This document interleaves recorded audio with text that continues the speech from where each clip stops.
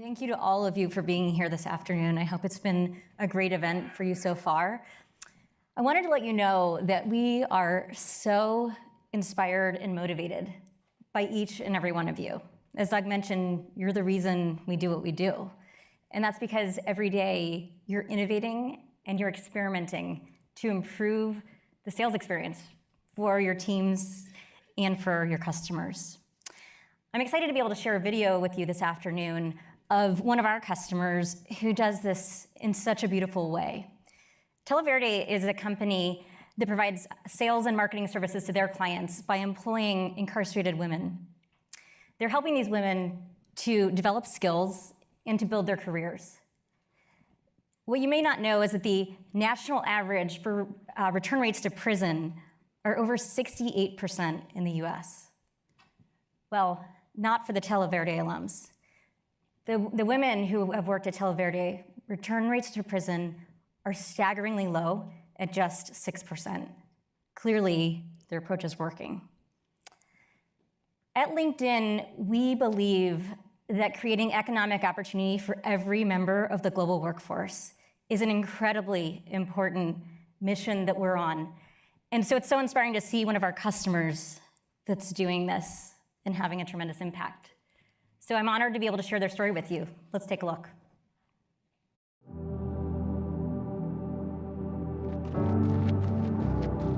I thought I knew where my life was going at one point in time. I was in art school and things took a left turn. I ended up making some bad choices and I really lost myself. I actually ended up spending 4 years in prison. When I was in prison, my father got sick, and I realized that time's precious, so I'm going to make the most of it. Sales has given me an opportunity to recreate my identity. It's really helped me rebuild my life, and Televerde was my opportunity. People make mistakes, and when I joined Televerde in 1995, I felt that this was an opportunity to do something very different, to not only do a business focused on marketing and sales, but do a business that would actually give back to the community.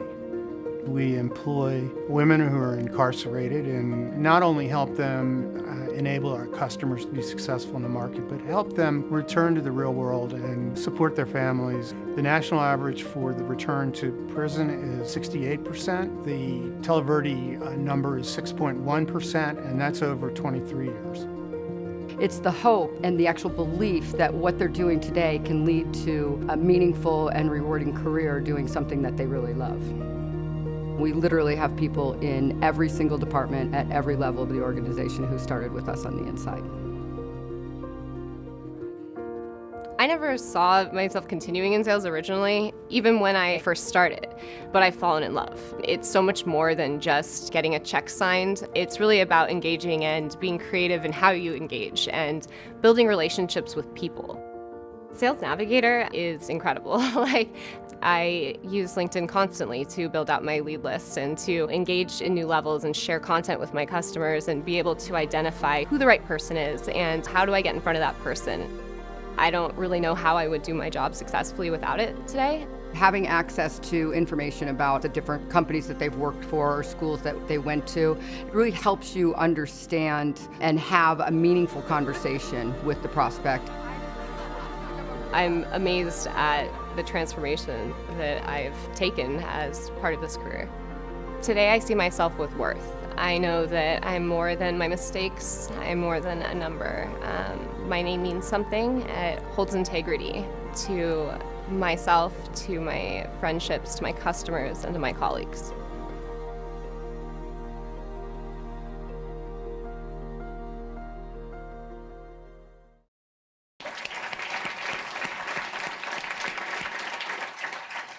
I'm so moved by what Televerde is doing, and we're all incredibly honored to have the CEO of Televerde here with us in the audience today. So Jim Hooker, would you please stand up so we can acknowledge and appreciate the incredible work you're doing.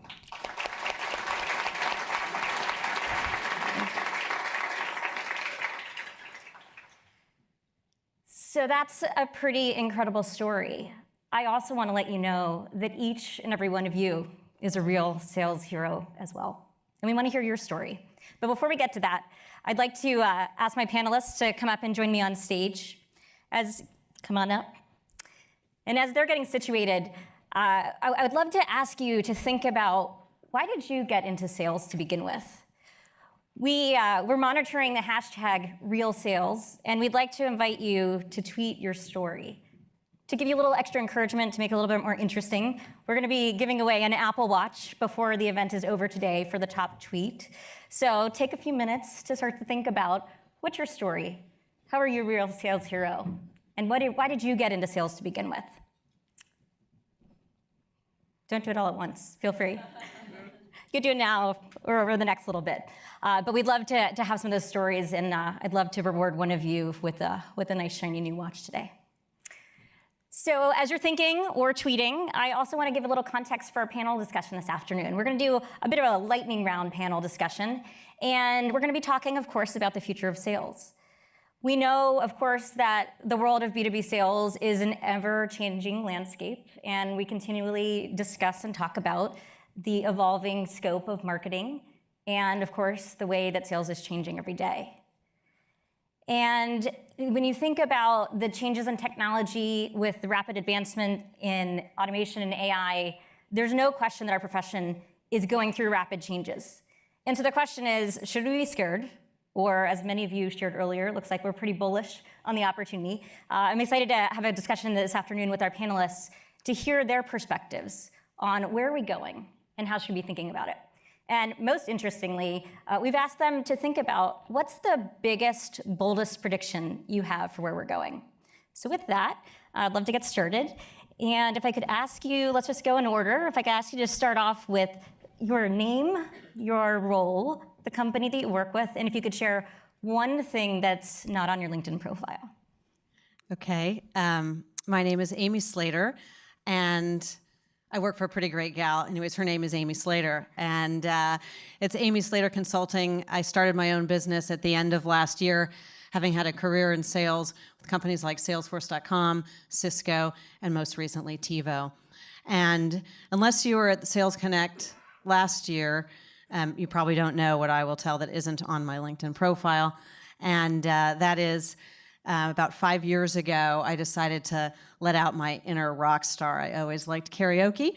So I went online and I found a rock and roll fantasy camp. And I went to Dallas, Texas, and I went to a camp to learn a little bit about rock and roll. And I sang on stage at the House of Blues, so that's my little known fact. Awesome. I wish we had that video. I've destroyed that, so. I don't have a CD player anymore, so. Great, Dave, you want to go next? So my name's Dave Anderson. I'm from Australia, as you can tell. I've been in the US for about all of 4 weeks.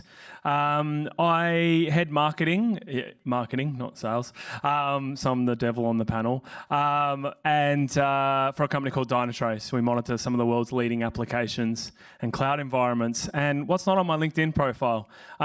Maybe music as well. I'm a musician and I taught myself to code. Someone asked me today, are you technical? And I said, yeah, I taught myself to code because I predicted the downfall of MySpace. And whilst all the musicians were building on MySpace, I built my own website and then built a web business out of it. And that's basically how I got myself to be technical. That's not on my LinkedIn profile because I did it part-time whilst I was working at a large IT provider. But they'll be renamed nameless, even though you can now look up my LinkedIn profile and find out who it is. Great. I'm Deb Fritz. I head up our global sales operations team at Axiom. The thing that is not on my LinkedIn profile is not artistic, but about 10 years ago, I took part in a charity event to race 100 kilometers or 60 miles in 24 hours. I learned a lot about willpower and now how not to lose your mind, and I also wound up on crutches for 3 months afterwards. For a good cause, though. Great, and Shane. And hi, I'm Shane Evans. I lead enterprise sales for Qualtrics. We're an enterprise experience management company. And one thing not on my LinkedIn profile, I'm the father of 4, 2 girls, 2 boys. About 3 nights ago, my 15-year-old daughter summoned me to her room at 12:30 at night via text to recount to me the experience she had in kissing her first boy. So I'm very hopeful that very soon we're going to have AI for parenting, because I could use some help these next few years. Wow. That's great.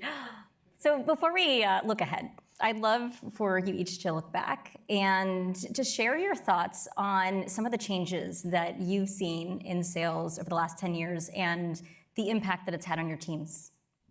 Shane, you want to kick us off? Yeah, I would say that the biggest change we've seen is, you saw earlier the stat about 5.4 tools that are needed from a sales rep perspective. It's just being able to manage and navigate all of the complexity in sales and doing that effectively and seamlessly. And I think that's probably the biggest challenge that we deal with today in our team, is making sure that everyone knows how to easily navigate and command all the different tools that are available. Thanks. What I think has changed a tremendous amount since I started selling long distance about 25 years ago is that the customer seems so much more knowledgeable than the salesperson could ever be. And so I've read a number of statistics that say somewhere in the order of about 60 to 80% of the decision is already made before that salesperson walks in the door. So you're kind of at a disadvantage when you walk in as a seller, just because your customer is so well informed. And how have your teams had to adapt to that? So, I mean, essentially you have to really stay on top of it and do your research and do your homework. And then you actually have to find another way to differentiate yourself by providing inspiration and solutions. I was speaking with Jim Steele, who I know a number of you know him, and we were just talking earlier this afternoon about that bit of inspiration. You know, you want to inspire your customers, not just regurgitate product information. That's exactly what I found, actually. So, I mean, I'm in the world of software. People buy software, so they evaluate software before they talk to anyone in sales. And the thing that's changed for me is that sales are now actually starting to listen. They'll listen to marketing as well, but they're also listening to the customers. So they've grown some ears. And, you know, whilst we talked about social selling so long ago, marketing was probably at the forefront because we were trying to find new avenues to get to the customer and be personalized. I think now the mass stream of sales now really start to get it. And for us, it was really about, we had to show them that it worked. So when we first started using Sales Navigator, it was marketing that started with it. And we said, watch this, we're going to run this event and we're going to show you how many net new prospects we can get to that event. And they all sat there and went, when the people all turned up for the event, they went, wow, okay, it works. And so then they were all on board, and we had to get them to practice what they preach. Then they had to learn from themselves. Once the sales rep learned how to do it, then it just kept going from there. So I think sales, yeah, it's just learning and keeping up with what's happening. From operations perspective, I go back 10 years, I think we got the majority of our market and client signals from our sales reps, and consequently and consistently, our sales reps would say we're spending too much of our time on internal cycles and internal processes and forecast reconciliations. And I think today we get the majority of our signals now from AI and predictive analytics. And what that has enabled me to appreciate is we're beginning to pivot the time I spend face-to-face with our sales reps to get more strategic insights into accounts and feedback from the coalface on our products. And I'm really appreciating that change. Yeah, great. And so when you think about current day, what are some of the challenges that we haven't touched on that some of these changes have created for your teams? I would say, I think the volume of information and the amount of data that is out there, and not knowing, you know, how to handle all of that information. Of course, there's AI and there's all the tools that we talked about, but I'd say that's a really big challenge. And then, as Dave was talking about, really that merging between sales and marketing, I know that people are paying attention, and you're seeing more and more convergence, as was spoken about earlier. Jonathan talked about that, is the convergence of sales and marketing, because customers are getting hit all the time, you know, by marketing campaigns, by emails that Jeff was talking about. I've had a few of those experiences, and really, you know, the salespeople are really needing to figure out, how do I establish a relationship when my customer doesn't really know that they want one? Yeah, I think that the data was a really good one. Like the demo we got before that shows like the deal book, I think, and it had all the different personas and people. I took one look at that from a marketing perspective and just went for marketing attribution. That's absolutely gold for me, because when sales close an opportunity, if we don't have the right marketing attribution in place and we're using Salesforce, of course, what do they put in? Oh, cold call was where that lead came from and that opportunity. Like, yeah, of course it was. The guy's been to 12 events, webinars, nurture, the whole lot. So Spoken for the marketing guy. we generate the bulk of the pipeline. No one believes us. But just wait till we get the attribution reporting resolved. So once the data's there, and data, I say data, I think that makes sense in this country, not data. Once that's resolved, then we can get a better idea of like how together we can target. So like what LinkedIn's doing is actually really cool in terms of helping us with that information to make our lives easier to personalize and make it easier for the sales as well. So. Outside of efficiency, for me, is how do we most effectively harness this explosion of new data points and signals in the market? I still feel like we're chained down by the manual effort it takes to collate and curate all those signals from all the different sources and effectively get them in front of our salespeople in a way that can aid them at that point of engagement. Should work with marketing more. Well, Dave, I'm not going to touch attribution. We're going to leave that one alone for now. For us, the big struggle today is differentiation. And I think with technology, once a competitor comes out with something, it's replicated so quickly. And we do win-loss reviews, and as we talk to companies that make decisions, it's amazing how all the different presentations from potential vendors just bleed together. And it's really hard for them to distinguish between the differences in the market. And so for us today, it's really trying to effectively communicate what's unique about our value proposition and how we can uniquely help the company that we're trying to partner with. And that's endless. It's every week, that's what we're continuing to push ourselves on, is to distill that messaging down for each specific client. And have you guys believe it too. That's the thing, when you come with messaging and marketing says this is the message and sales don't believe it, it just doesn't work. So it has to be from everyone that you all believe that that's our differentiation, and that's when it works. Yeah, and Gina, I was curious, is that something that you are driving centrally, or are you relying on the reps to figure out the differentiation and communicate that to clients? Yeah, to Dave's point, we have a centralized team that puts together a standard, and then it's up to each rep to figure out for the specific customer how that plays out for them in their business and how it relates to all the existing tools and objectives and current strategies that they're driving to. And so it's knowing the nuances and how to adjust those on the fly. Mm-hmm. I'd just like to add one aspect of differentiation is also the individuals that are selling, right? That they have to differentiate themselves, not just try to differentiate the solution and the product, but their approach. They might have to be a little bit different in their approach to sales. Great. And for my final question, I'd love for you each to look into your crystal balls, and let's look, say, 10 or 15 years into the future. What is your biggest, boldest prediction for where we're going? And would love to know what role, if any, you see LinkedIn playing. And Amy, I think we're starting with you. Yeah, so I like to go back to the future when we talk about the future. And since I've been selling for a long time, I guess I already gave it away, for over 25 years, I go back to the future when I think about relationships and the value of a relationship. And when I went over to the other side of the table and was leading global sales operations, and I was a customer, and like Jeff said, I could count on one hand the number of people that tried to establish, salespeople, a relationship with me. They were very caught up in the transaction of a solution sale.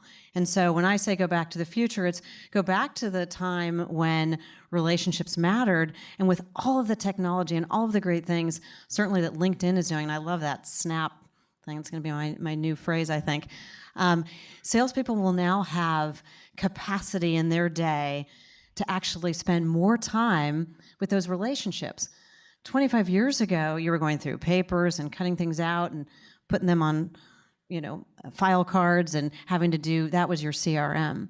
But today, salespeople, and in the future, 10 to 15 years from now, they're going to have so much information at their fingertips. It's going to be automated. No more manual input into your CRM and all of those things. But that relationship is really where we need to go back to, and that point of differentiation. So from my perspective, everyone in sales will be working for marketing. Not really. I think about 3 years ago I did a presentation at LinkedIn and I called it marker sales. I said that there's going to be this convergence between the two because, again, from like our perspective and what's happening in our business is, we sell our software through AWS or Azure or wherever, and it actually changes the relationship of sales. And the inside sales function are kind of sitting around because the customer's already bought. And then really what it is for the sales to go in is they're not just getting cold leads through anymore, they're actually getting paying customers. And it's their job then to understand that customer, try and make sure that they see value in the product, can do the differentiation, and then try and upsell them to either other features or make sure they've got value in it. So, I think my perspective is both of the teams are going to need to really work together because there's so much data going around that, we supply to them like a resource library, quarterly newsletters, or even less than quarterly, bi-weekly kind of newsletters and advocacy platforms and just information to them continually and help everyone understand like how to make use of it, how to personalize content, how to write the right sort of content. So, yeah, my prediction isn't sales will never go away, obviously, because we need people to close deals. But I just think it's just going to be that closer alignment between sales and marketing and make better use of data and be more personal. And the other big prediction is sales will get maybe more money to spend on drinks and events and those sort of things in order to entertain, which would be nice instead of taking it out of my budget. Go ahead, Deb. For me, it's about unlocking our minds. And I think today, we all had a dial on our foreheads on how much of our time and mind power we spend on transactional information or following the wrong sales leads or the wrong prospect. And if we're in a place where all that information is, we can navigate it and we can activate it, then we free ourselves up through AI or predictive analytics to focus on the human element. And in that human element, the relationship is king. It's not replaced. And then in that world, then we're collating and we're ideating on solving the evolving challenges and creating the opportunities that we'll need to succeed in the integrated world of the future. Thanks. So I love LinkedIn Recruiter, by the way. I use it nonstop trying to find talent. And one of the things that we're seeing right now is this need for what I'll call a hybrid individual. So my image is, for those of you that know the movie Napoleon Dynamite, it's a liger. It's a mix between a tiger and a lion. If you haven't seen the movie, it's not going to make any sense. But the point is, we're starting to already see that individuals have to have security, expertise. They need to have technical sales knowledge. They need to be able to know how to navigate very challenging legal conversations. That's not anything that AI can predict. And so it's going to require individuals that have a very unique skill set. It's not just about sales anymore. They've got to be able to raise the bar and be able to wear multiple hats to be effective. And we're already seeing the top performers on our teams are the ones that can navigate all these different conversations. And I think that the technical requirements are going to continue to go up. And so the salesman of old is not going to be around if they don't continue to hone their skill and their craft and really perfect those different hats to be effective in the sales process. And Jen, are you starting to hire for a different profile? Or are you taking the existing folks and training them? How are you approaching that? So at Qualtrics, it's a very academic sell. We get asked all sorts of philosophical questions. We got to come back, what should the sample size be? What scale should we use on this question on the survey? We are looking for not just sales prowess and the hunter mentality, but a real technical aptitude and a willingness to learn that new skill set that they're going to need to be effective. Great. So it's so interesting as we think about all of the innovation and the technological advances that two of the bold predictions are that we're going to need to rely on the age-old relationship building skills more than ever, and thinking about a skill set and knowledge acquisition. So some of the softer skills that are going to become, at least in your crystal balls, the most important attributes as we continue this evolution of our profession. Well, thank you so much to all of you for spending some time and some of your great perspectives on where we're going. And please join me in giving a round of applause. Thank you.